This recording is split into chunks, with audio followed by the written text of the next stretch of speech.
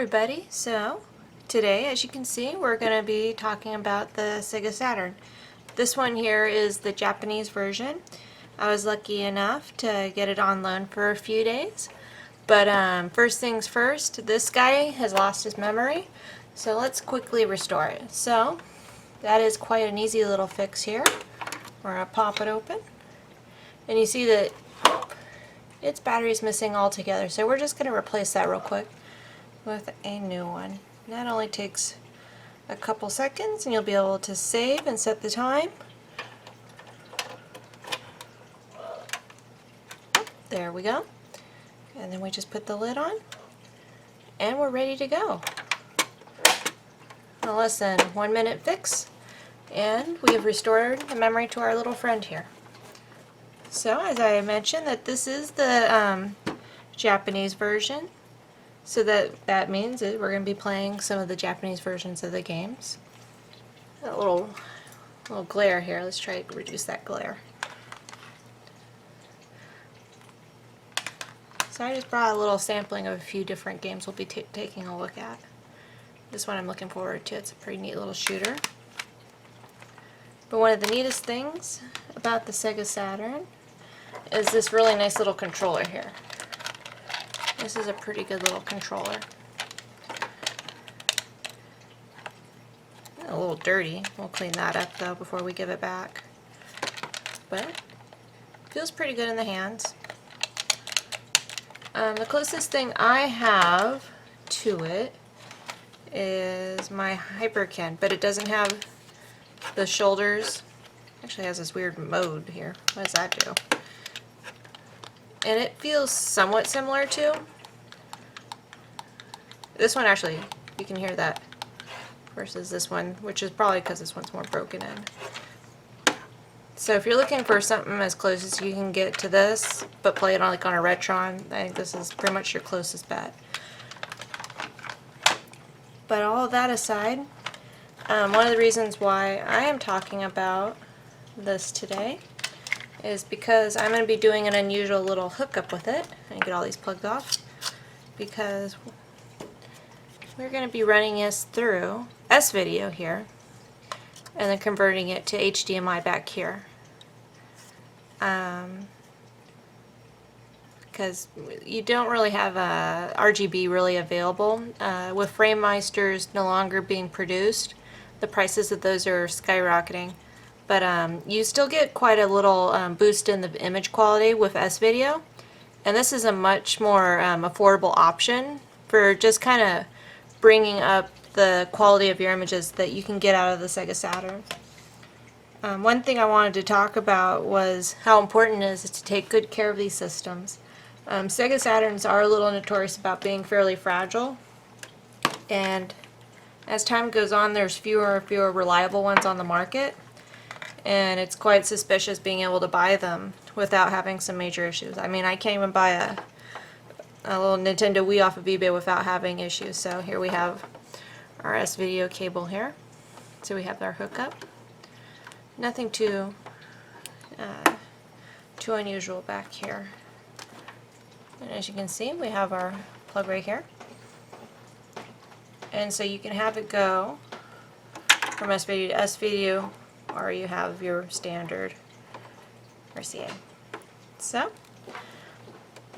with this hookup, we have the choice of being able to run it through and convert to HDMI, and then we'll be able to run it through the Elgato system and do some video capture. So we'll see how that goes.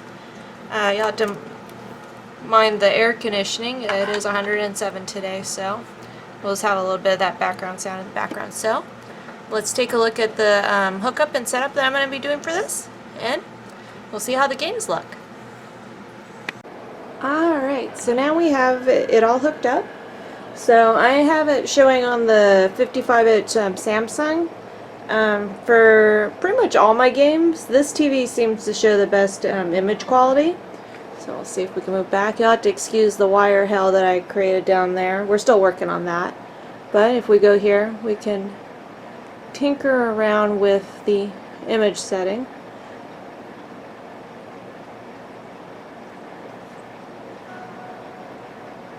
That looks fairly good. but you can stretch it out. So you can see there. I think that's pretty good. So this is running through the S-Video hookup we have right here.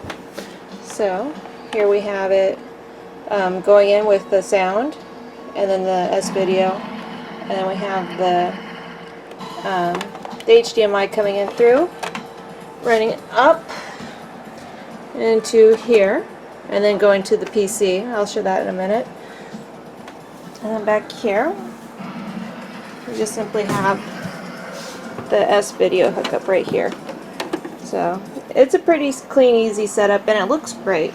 I'll actually show it with the standard video and see if you guys notice any difference this way, and then also just running it through the PC. So that'll take just a second. Let's get to that part now. Alright, so here's how we have it with just the regular cables. Fortunately, through the camera you're not going to really see a big difference, which is why in a little bit I'm going to switch it to the PC so you guys get a real good full image view of the differences. I'm going to try to do some side-by-sides. But I do notice an actual difference here with the image quality, so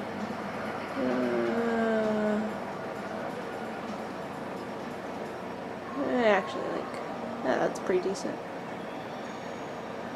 So here we have that. So let's get on to the computer and just do a full image look at both of these settings. So we're going to start off with the standard RCA cable here.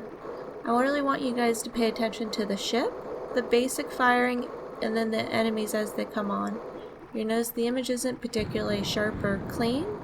It's still perfectly playable, but after a while it's kind of stressful on the eyes with all that pixelization going on there. And we have the ships moving. And we're going to switch over here to the next demo with the S-Video. And here you can see that everything's a lot sharper, and it seems like things move a bit smoother here. Even though it is a different stage, you still have the same ship and the same base weapon. And hopefully you guys notice, like I do, the really nice bump up in the image quality between these two. And actually this is a very cheap alternative. The cable itself is around $15 for that S-Video, and then the box itself is around $35 to $40. If you guys are interested, I can post the links in the information section. And if you guys have your alternative ways of your hooking up your Saturn, please post below, because everyone has their own way of doing it, and the more knowledge out there, the more that people can keep playing these old systems. Maybe in the future I might even show how these games look emulated on the PC if anyone's interested. But personally I'd rather play it through the original hardware and seeing how far we can push it. With that all said and done, if you guys are interested, you can follow me on Twitter. I'm Player Nighthill, so you can keep track with me that way, and we'll see you guys next time. Have a good one!